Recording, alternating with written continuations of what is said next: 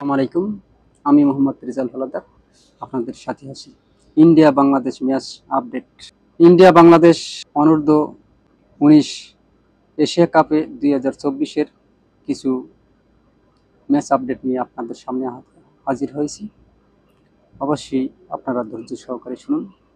এরপর আকর্ষণ থাকবে বড় দলের ম্যাচ নিয়ে। India Bangladesh match update under 19-24 ইয়ার অনূর্ধ্ব এশিয়া কাপ 2024-এ বাংলাদেশ অনূর্ধ্ব 19 দল এবং ইন্ডিয়ার অনূর্ধ্ব 19 দলের মধ্যকার ম্যাচ অনুষ্ঠিত হয়। সে জায়গায় বাংলাদেশ দারুণভাবে জয় তুলে নিতে সক্ষম হয়। ইন্ডিয়াকে শোচনীয় পরাজয় করে বাংলাদেশ শেষ হাসিটা হেসে এই প্রথমবারের মতো এশিয়া কাপ জিতে নিল বাংলাদেশ এবং টানা 9 ম্যাচ পর ইন্ডিয়া এই প্রথম বাংলাদেশিদের কাছে হারে এশিয়া কাপে। অনূর্ধ্ব 19 এশিয়া কাপ নিজেদের তৃতীয় ও গ্রুপ পর্বের শেষ ম্যাচ সকাল 11টায় ইন্ডিয়ার অনূর্ধ্ব 19 দলের বিপক্ষে মাঠে নামে বাংলাদেশ। বাংলাদেশ অনূর্ধ্ব 19 দল বনাম ইন্ডিয়া অনূর্ধ্ব 19 দল ভারতকে হারিয়ে আবারও এশিয়ার সেরা বাংলাদেশের যুবরা।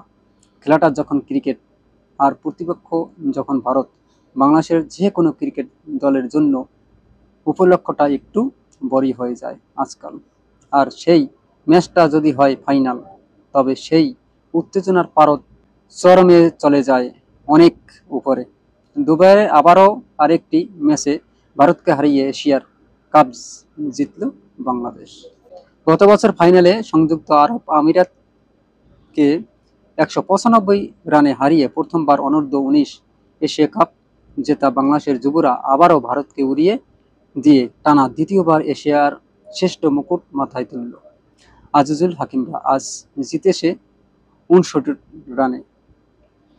টসে হেরে ব্যাটিংয়ে পাওয়া বাংলাদেশ অনূর্ধ্ব 19 দল 49.1 ওভারে অল আউট হওয়ার আগে করতে পেরেছিল 198 রান। এই রানটাই পাহাড় সমান হয়ে দাঁড়ায় বাংলাদেশের পেসারদের দাপটে। ভারত 35.2 ওভারে অল আউট হয়ে যায় 139 রানে। যুব এশিয়া কাপে 9 বার খেলে এই প্রথমবার চ্যাম্পিয়ন ট্রফি হাতে নিতে পারল না ভারতীয়রা। বাংলাদেশের সামনে তারা অসহায়ত্ব বরণ করল। এভাবে যদি একটা দেশ ক্রিকেটে এগিয়ে যেতে পারে, যুব দলেরা যারা অনূর্ধ্ব 19, আর এই অনূর্ধ্ব 19 থেকেই কিন্তু ভবিষ্যতে তারা বড় বড় স্টার এবং তারকা খেলোয়াড় হবে। এবার আসি বড়দের কিছু ম্যাচ আপডেট নিয়ে।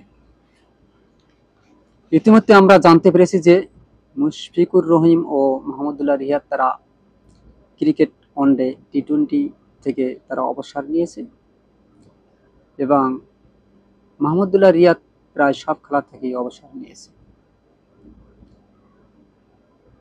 এখন বাংলাদেশের বর্তমানে যে ব্যাটিং অর্ডার, অলরাউন্ডার এবং যে পজিশনগুলো আছে তা সত্যি নরবরে দল।